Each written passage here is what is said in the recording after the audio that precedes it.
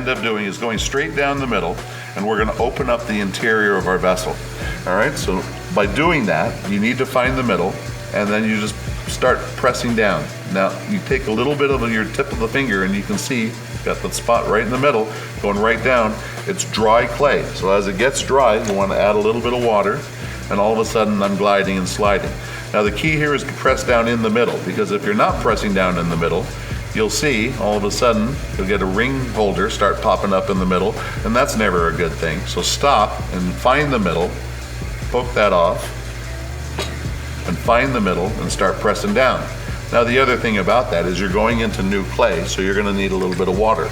But I'm also going in and I have to be able to see what I'm doing. So I'm gonna use 2 fingers, and you'll see that using 2 fingers gives you so much more space and so much more view of what's happening down inside. I'm also angling my fingers, so I also see what's happening down in the middle, and I can see how far down I'm going. You can see it's getting a little dry, so I'm gonna add just a little bit more water. But what happens if you add like a lot of water and you get all of that in there? Well, that's not good, because that's just too much. And so you just grab a sponge, soak all that water out, and then you've got a nice clean inside. Now, how far down do you go? You go down until you feel that you're about a ½ an inch to a ¼ inch from the bat. How do you know that? Well, sometimes you're going down and you'll see the bat popping up between your fingers, and then you've gone all the way through, so you've gone too far. So don't wait until that happens. Stop your wheel, grab your pin tool, take that pin tool and stick it through your clay until it hits the bat, and then take your finger and do a measurement. And I've got about a ½ an inch, somewhere in that range. And that's perfect. That's exactly where you want to be, about a ½ an inch. If you're here and you have about 1.5 inches, you know you can go down a lot more. If you're all the way here and you have like 1/18 of a micron, you know you've gone too far, and we'll figure out what to do. There's some ways to work around that. Now, what have I done here? I've created like 4 holes in the bottom. Are those going to create any kind of an air bubble? No, all you do is you just take your finger, you press down on it, and it closes up all those holes. They're just tiny, tiny measuring holes. Okay, so right now I've got this pot, right? I could hold some stuff in it. It's got a little bit of an interior, really thick wall down here, a big sloping wall here, and a little narrow top. And I really want it to look like this. I want a nice flat, wide bottom. I want my walls going vertically up and down. So I need to make this to look like that. Take your sponge, a little bit of water, squeeze some of it out, and then just lay that wet sponge, that damp sponge, on the clay so it gives you a little bit of glideability. Then take your other hand and just rest it here, because you never want to come at the clay with just one hand. So 2 hands are here, and what you're going to do is I'm going to pull this clay straight towards me. So that's taking your fingers, they're not straight, are they? But if you move them like this, then all of a sudden they become straight. And I'm going to take 2 fingers, and I'm going to pull straight towards me. As I pull straight towards me, I'm creating a flat bottom across the base of the clay, and I hit my fingers and I stop. Now, why do I stop when I hit my fingers? Because that's the outside of the pot, and I don't want to go past the outside of my base. And so now I've widened the base, my walls are more even up and down. They're still thick, but we're gonna work on that, and it's looking a lot more like that piece. So again, we grab our sponge, a little bit of water, it's gotten dry, lay a little bit of water on the inside and the out, and from here, now we can start using our tools. I think the best tools are our fingers. I'm gonna use my fingers across the middle just to compress the bottom. I'm gonna start in the middle, work my way to the outside. Slow, steady pressure, and then once we're outside, work our way back to the inside. And we can do that a couple times, back and forth. I'm not pushing really hard, but I'm just pushing firmly to compress. And that does more than just create spirals. It compresses the clay and strengthens the molecules as they go together. So that's creating the bottom. And I also want to do the same thing for the side. So you can take your finger right here on the side and just push it gently right up against the side.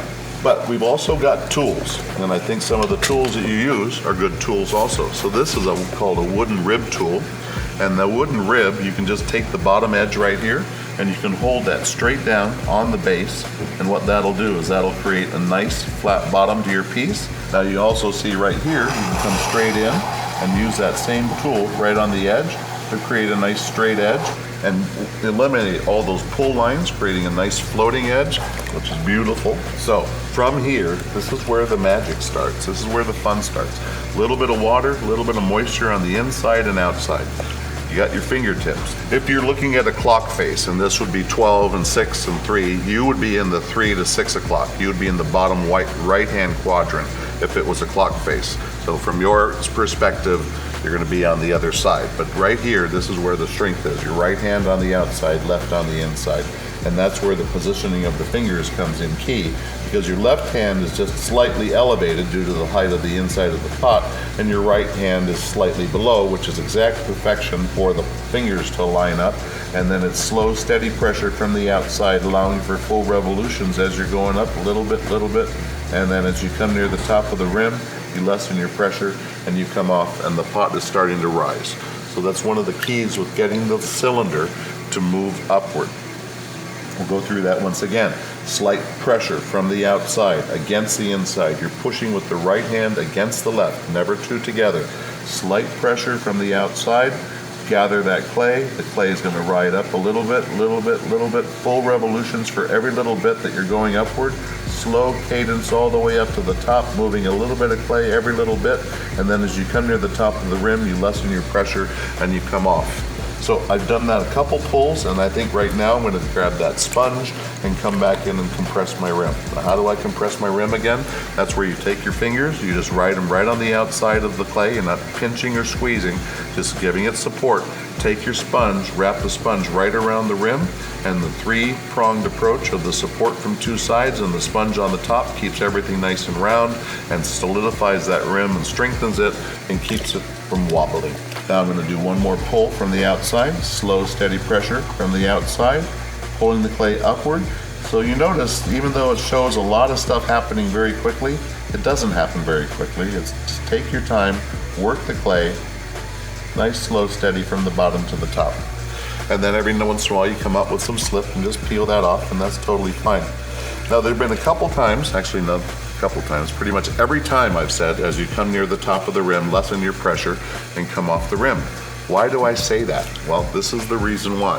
Because so many beginning potters forget that rule, and as they are pushing, you're actually pushing with some force, a little bit of force with your fingertips on the clay, and that's how the clay moves upward, and it just feels really good. And all of a sudden the clay's going and everything's going well, and Ted said something about that rim, and I forget what that is, and it's, I think that, oh, that's right, and I'm supposed to lessen my pressure. So that is what they call a rim flip. Now that's not even a spectacular rim flip. Here, let's do a spectacular rim flip. There's a spectacular rim flip, so that's a good one. That means that you've pushed so hard you kind of tore the entire rim off the top of your pot. So what happens at that point? Have I ruined the entire pot? No, I have not ruined the entire pot, but it's really going to be hard to get it back to looking nice. So that's where we take a needle tool. This works out really well. You hold the needle tool in your hand and you find a spot somewhere down below the area of destruction that you have, and then a little plastic surgery occurs. You come right down here, you hold it tight. You're going through little bit at a time. So not all at once, there's too much torque. So a little bit, 2, 3, 4, 5 times around.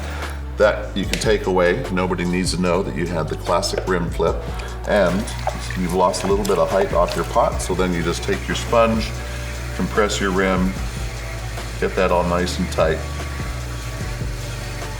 and let's get some height back to our piece to gain what we lost. So here we're going to start at the bottom, slow, steady pressure, allowing the clay to go a full cylindrical round for every little bit that you're going up, and as you come near the top of the rim, lessen your pressure and come off. All right, so there you go. Now we've got a cylinder. What do you do with a cylinder? Well, you can go up with a cylinder, and you can go up and into the cylinder, or you can go up and out with a cylinder, or you can just go out with a cylinder. So there's so many different options. So we're gonna go up, and we're gonna come off, and then we're gonna go in. How do you go in? Well, you get the water around your hands, right? You flip your thumbs backwards so that you got circles. And then you come in from as many touch points as you can, and you gently collar the clay. This is called collaring, and you just collar the clay. You can see it's fighting, right? It's like, not having a good time. You're pulling the clay in, and you're collaring. So as you collar the clay in, It'll eventually get there, but you can see it's kind of wiggling and wobbling. So you just hold it, compress it, and just give it assurance that everything is okay, and you're gonna push it back in a little bit more. It's gonna say, no, I don't wanna go, but you just keep pushing it in, and all of a sudden, it goes in more. So you could push it all the way in till it closes off, and that's kind of cool too in another way. So you just kind of keep pushing it in. Or you could push it in until it gets here, and then pull it out again, because that's kind of fun.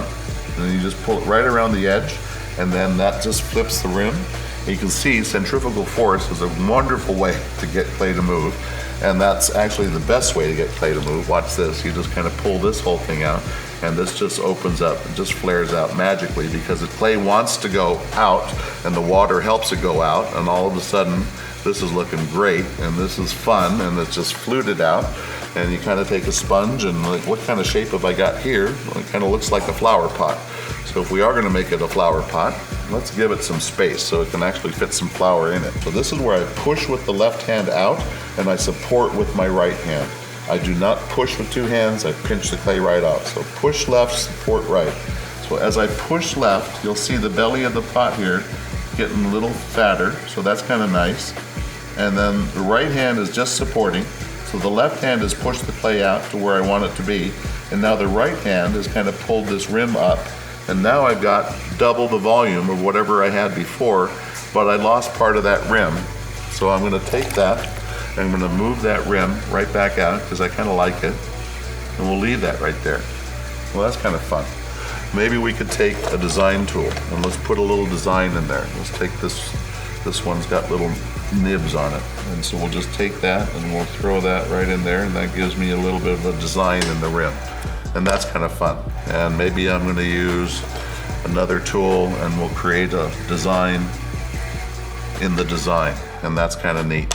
And then you could even move the clay if you want and create a design that way, and that's kind of neat. And you could do it even more and create all kinds of designs. Or if you don't like any of that, you can take it all away and take your sponge, and pretty soon all that stuff you did to it is gone, and you can start all over again, because none of that was the shape I wanted it to be, but this next shape is going to be the exact shape I want it to be. We're going to go right here. We're going to put a design right on the side, because it just looked too plain. All right, so a little design on the side. So now this pot is finished, and this is gonna go up over there into the damp box. So before it goes into the damp box, it's really important that I wire it off, and you'll see signs all over, wire off, wire off. So it's important to wire off when the clay is wet. But you also see a skirt of clay right down there, and I'll just point it out with the tool. That skirt of clay is dangerous, because if you run the wire, it could ride right up that skirt and cut right through the bottom of your pot that you worked so hard to create. So take your angle tool. There's a nice way to do this. I'm going to show you the easy way to do it, and I'll show you the right way to do it. The easy way to do it is just point up, point down, and just take that little angle and create a little bit of a channel right underneath. That's all the clay you need to take off, just that little bit, because now the wire is going to go right underneath. But if you want to use the angle tool properly, get it to where the angle falls, and you can just come right in on the side and use that to carve that exact side right down to where you want it to be, and then you get a nice edge for the wire to go right underneath. Then you take your wire, and usually the wire you're using is longer than the wheel head. You have to wrap it around your hands. Here, I've got an example here with a really long wire. Sorry about that. So if the wire is longer than the wheel head, wrap it around just so you got your thumbs flat. The one thing you do not want to have is a loose wire cutting through your pot. So always make sure that the wire is taut and that you got your thumbs flat on the bat. So as you are pulling, you pull straight back across the grain, and you make sure that your thumbs are flat, and you've cut the pot directly off, and then you come up. Do not go through and then up, as I saw somebody do a couple weeks ago, and it was a tragedy, because they cut right through their pot, and they say, what do you do? And then you hand them another ball of clay, because that's all you can do. So straight through, and you're good to go. And then this wire goes back there. And then the most important thing is you do not pick your pot up with your fingers. That's why you have a bat. Use a bat lifter right underneath, pop the bat up, and then this goes over on the shelf, and you mark it with your name and all's good. Throwing 101.